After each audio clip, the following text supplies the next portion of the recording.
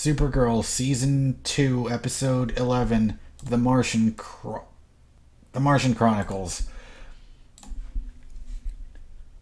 In 1 minute, hopefully.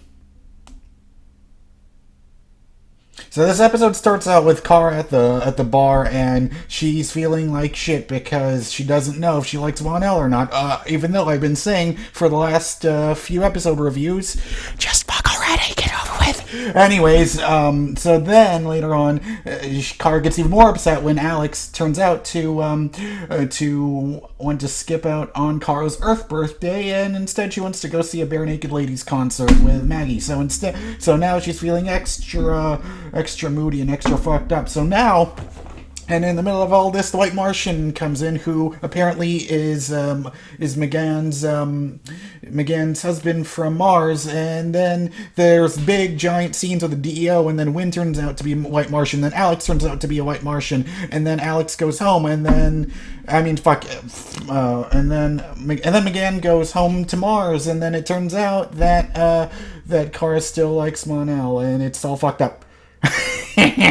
Okay, sometimes it feels like I'm cheating because I try to rush through it watching the meter. Anyways, okay, so let's elaborate on some stuff. I really enjoyed the scenes with at the DEO. It felt like a bottle episode. I'm not going to I really enjoy bottle episodes of shows where, this wasn't a complete bottle episode, but it felt like for a period of time it was, where they were all stuck in the DEO trying to find out which one was the White Martian. I really, really loved that. That was some great stuff. Some really, really great action scenes when you got to see Kara fighting Alex while, I forget who the hell McGann's husband's name was, but I really liked the scene, how they were both fighting all at the same time. That was some really fucking cool shit, and I really enjoyed the scenes when Kara and Alex had that big, huge, heart-to-heart conversation, but it wasn't even Alex at all, and I like that we got to see Wynn actually fight for once.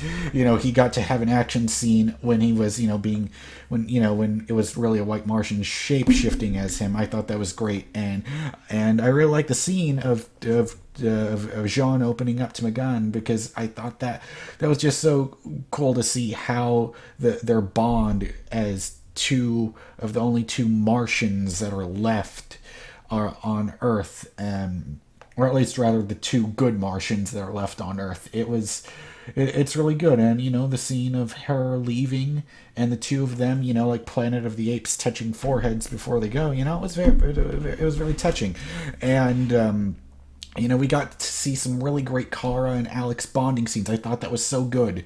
We haven't gotten to see that in quite some time, but I like how she says, even though I'm with Maggie, will always be your sister. I'm never gonna leave.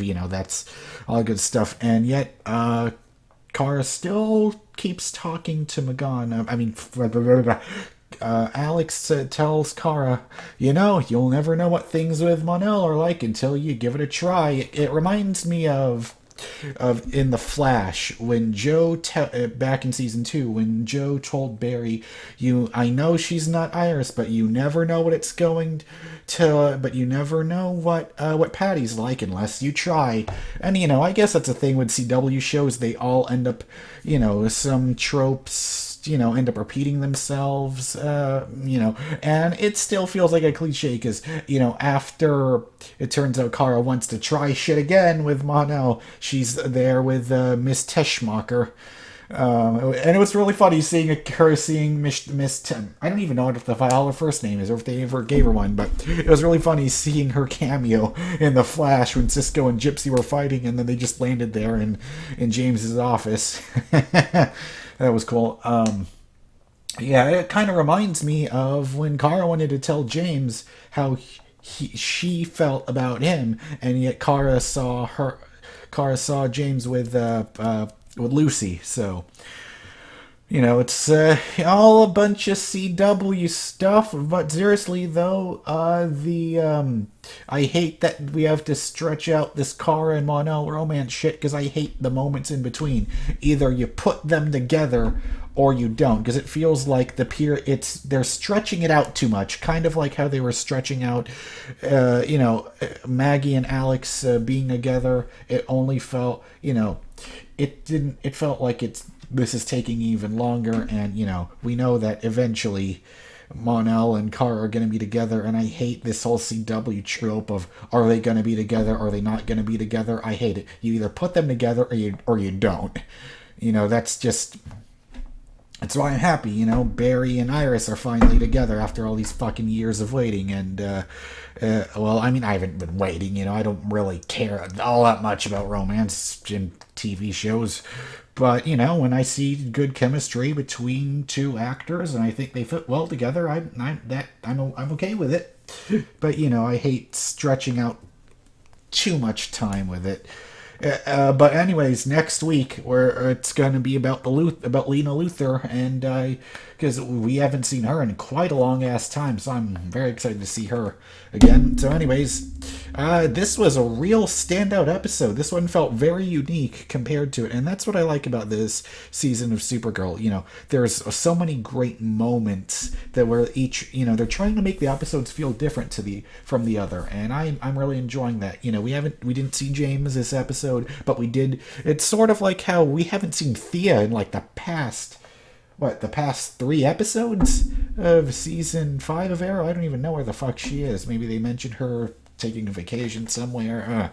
I don't know. But anyways, I'm really in. But once again, Supergirl has continued to improve itself and continued to impress me over and over and over again nonstop, and I'm just so happy with it. And yeah, this episode was fucking great. I give it a 9 out of 10. So let me know what you think of the episode, and I will see you I'll see you for the Flash and Legends of Tomorrow. And I'll try to stream Injustice 2, and I'll try to stream Resident Evil 7 again. If you're watching this and you watch those two, I'll try to put out some more of those soon. Alright, bye.